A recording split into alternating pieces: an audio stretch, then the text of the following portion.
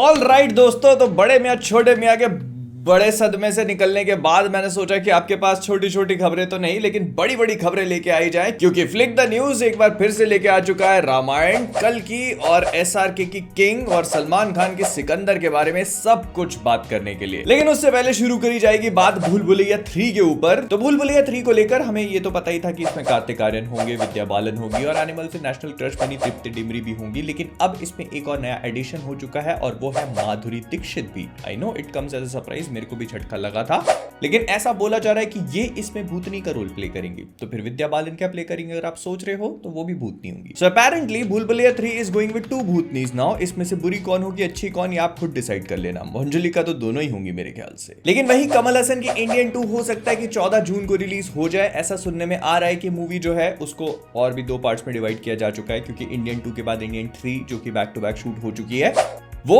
Probably सुनने में आ रहा है, अभी कंफर्मेशन नहीं है। लेकिन जो भी है ऐसा बोला जा रहा है कि प्रोबेबली मूवी 14 जून को रिलीज हो सकती है। जो कुछ भी होगा जल्दी पता लग जाएगा। लेकिन पता लगना शुरू हो चुका है संजय लीला बंसाली की अगली मूवी लव एंड वॉर के बारे में, जिसमें आलिया भट्ट, रणबीर कपूर और विकी कौशल तीनों होने वाले हैं और ये एक लव ट्रायंगल होगा। इसके बारे में हमें पहले भी पता चल चुका था, लेकिन अब हमें आलिया भट्ट के कैरेक्टर को लेकर और भी इंफॉर्मेशन पता लग रही है। ऐसा बोला जा रहा है कि इस मूवी में ये एक जैज सिंगर का रोल प्ले करेंगी। हमने आलिया भट्ट को पहले भी गाने वाने गाते हुए तो देखा ही है। मैं तेनू समझावा कि मैं तो वो लिटरली ऐसे बैठ के गा रही थी तो वो जैज सिंगर वाली फील आई रही थी, बट इस मूवी में तो वो लिटरली एक जैज सिंगर का रोल प्ले ही करेंगी, which actually also tell us कि मूवी की थीम काफी पीछे भी सेट हो सकती है। लव एंड वॉर का मतलब ये लिटरली एक पीरियड पीस भी हो सकता है, जो कि हमको पुराने टाइम की कहानी बताएगा। May be a fictional world जैसे इन्होंने सावरिया में क्रिएट करने की कोशिश करी थी। लेकिन इसके साथ ही साथ दोनों मेल कैरेक्टर्स किस तरह का रोल प्ले करेंगे उस बारे में कुछ भी नहीं पता। हालांकि ऐसा बोला जा रहा था कि संजय लीला बंसाली रणबीर कपूर के एनिमल वाले रोल से काफी ज्यादा इंप्रेस हुए थे और इसी वजह से उन्होंने उन्हें इस रोल में कास्ट किया है।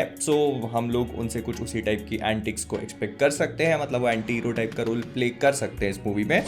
अभी उस चीज को लेकर फिलहाल कोई कंफर्मेशन नहीं है, लेकिन कंफर्मेशन है यश जी की अगली मूवी को लेकर, और जिसका नाम है टॉक्सिक। इसको गीतू मोहनदास डायरेक्ट कर रही थी, ये बात हमको पहले से पता थी। लेकिन इसमें एक एक्ट्रेस अब ऐड हो चुकी है, मैं बात कर रहा हूं करीना कपूर खान की। She is going to play the role of sister of Yash in this movie. तो यश का कैरेक्टर एक ड्रग माफिया टाइप का होगा, करीना कपूर उनकी बहन का रोल प्ले करेंगी और इस मूवी में और भी कई सारी एक्ट्रेसेस होंगी, ऐसा बोला जा रहा है, प्रोबेबली 3। अभी उनको कास्ट नहीं किया गया या कास्ट कर लिया है तो हमको बताया नहीं है उनके बारे में। लेकिन ये मूवी अप्रैल में शूट होना स्टार्ट हो जाएगी और कर्नाटका के किसी विलेज में इसकी शूटिंग करी जाएगी और उसके बाद जो कुछ भी होगा हमको पता चल जाएगा।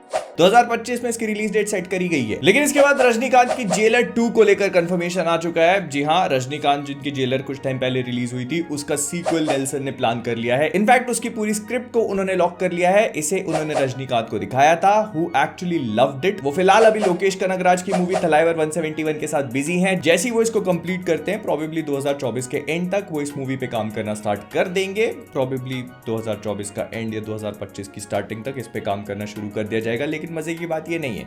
द इंटरेस्टिंग पार्ट इज कि इस मूवी का नाम जेलर 2 ना होके ये लोग हुकुम रखने का प्लान कर रहे हैं।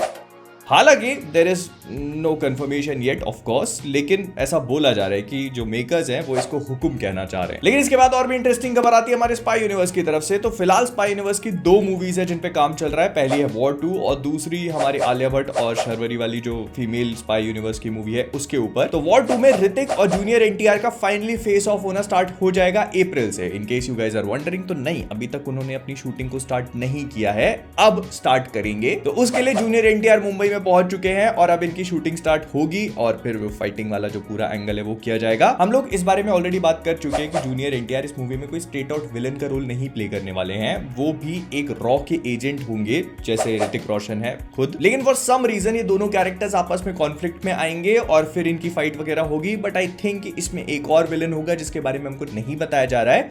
लेकिन जिस कैरेक्टर के बारे में हमको बता दिया गया है वो है अनिल कपूर। अनिल कपूर भी स्पाई यूनिवर्स का पार्ट बन चुके हैं, जिनको ये मूवी रॉ के चीफ की तरह प्रेजेंट करेगी। जी हाँ, वॉर 2 में हमको इस बात का पता चलने वाला है कि अनिल कपूर जो है वो कबीर, टाइगर और पठान सबके बॉस है। और वॉर 2 में अपनी अपीयरेंस देने के बाद वो जो फीमेल स्पाई यूनिवर्स वाली मूवी होगी जिसमें बॉबी देओल एक्चुअली में विलन है, उसमें वो अपनी फुल फ्लेजेड अपीयरेंस देंगे। और जब ये सब हो ही गया है तो फिर उस सेगमेंट पे भी आ ही जाते हैं जिसपे बहुत दिनों से बात नहीं करी, जिसका नाम है पैसे वो कमाए हमारे बाप का क्या जाता है। 2 मूवीज इस हफ्ते रिलीज हुई जिसमें से पहली है बड़े मियां छोटे मियां, दूसरी है मैदान। दोनों के कलेक्शंस पे बात कर लेते हैं। तो सबसे पहले बड़े मियां छोटे मियां, इसका इंडिया का डे 1 का नेट कलेक्शन था 15.65 करोड़ के आसपास। उसके बाद डे 2 जब तक मैं इस वीडियो को शूट कर रहा हूं तब तक आया है 7 करोड़ के आसपास। तो टोटल हो जाता है अप्रोक्सीमेटली 23-24 करोड़ के आसपास इंडिया का नेट। और इसी मूवी का अगर आप वर्ल्ड वाइड कलेक्शन देखना चाहोगे तो 44 करोड़ के आसपास जाता है। तो मैदान क्योंकि एक शाम पहले रिलीज हो गई थी तो इसका डे 0 कलेक्शन है 2.6 करोड़ के आसपास, डे 1 4.5, डे 2 3 और टोटल हो जाता है 10 करोड़। लेकिन ऐसा बोला जा रहा है कि मैदान ने आज के दिन काफी अच्छी रिकवरी करी है, तो देखते हैं कैसा क्या होता है। उसकी रिपोर्ट अभी तक नहीं आई है। मूविंग ऑन, कल की को लेकर अभी हमें कोई इंफॉर्मेशन नहीं मिली है, लेकिन जितना सुनने में आ रहा है तो ऐसा बोला जा रहा है कि फिल्म मेकर्स का प्लान कोई चेंज नहीं हुआ है। वो मूवी को अच्छे खासे लेवल पे रिलीज करना चाहते हैं और वो करेंगे। ग्लोबली मूवी को लेकर वो काफी एक्साइटेड हैं, but they are not sure about its release date. वो उसको पोस्टपोन करना चाहते हैं, जिस पे हम लोगों ने पहले भी बात करी थी। वो अपनी रिलीज डेट को अभी रिवील नहीं कर रहे हैं, लेकिन उन्होंने ये रिवील जरूर कर दिया है कि वो इससे पहले एक प्रीलूड को रिलीज करेंगे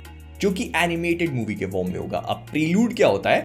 बेसिकली जब भी आप अपनी मूवी को रिलीज करते हो या कोई भी बड़े इवेंट को रिलीज करते हो तो उसके पहले उसका जो भी एक्सप्लेनेशन होता है कि आखिरकार ये सारे के सारे जो इवेंट्स या घटनाएं हो रही हैं उनके पीछे का बैकग्राउंड क्या है, उनको एक्सप्लेन करने के लिए आप एक और चीज को रिलीज करते हो। अब वो कोई कॉमिक बुक हो सकती है, वो कोई एनिमेटेड मूवी हो सकती है, या फिर कोई सीरीज भी हो सकती है। तो इंडिया में ये पहली बार किया जा रहा है कि किसी प्रीलूड को बनाया गया है और ये कल्कि के साथ में होगा, जिसको लोग एक एनिमेटेड फिल्म के फॉर्म में किसी ओटीटी पर डिजिटली रिलीज करेंगे। अब ये ओटीटी प्लेटफॉर्म कौन सा है अभी तक हमें इस बात का कोई भी क्लैरिफिकेशन नहीं मिला है, बट हाँ ऐसा बोला जा रहा है कि इसकी राइट्स के लिए अच्छा खासा रोकड़ा पे किया है इस ओटीटी प्लेटफॉर्म ने, और इंडिया के लीडिंग ओटीटी प्लेटफॉर्म्स में से एक है तो नेटफ्लिक्स या अमेजॉन पर।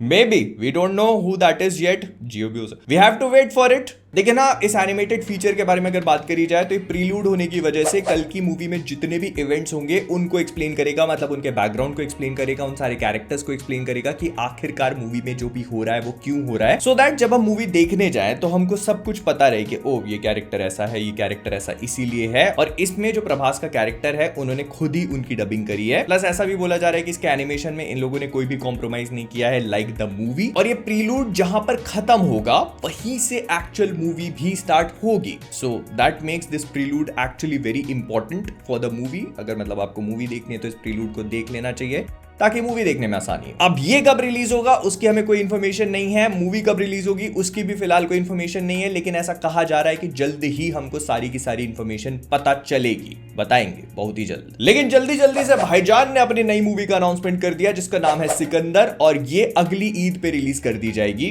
जो उन्होंने इस ईद पे अनाउंसमेंट कर दिया क्योंकि भाईजान ईद कभी खाली नहीं छोड़ते, तो उन्होंने सिकंदर मूवी अनाउंस करी। ये वही मूवी है जिसपे हम लोग फ्लिक द न्यूज पे पहले भी बात कर चुके हैं, जिसको वो AR मुर्गदास के साथ मिलकर बना रहे थे।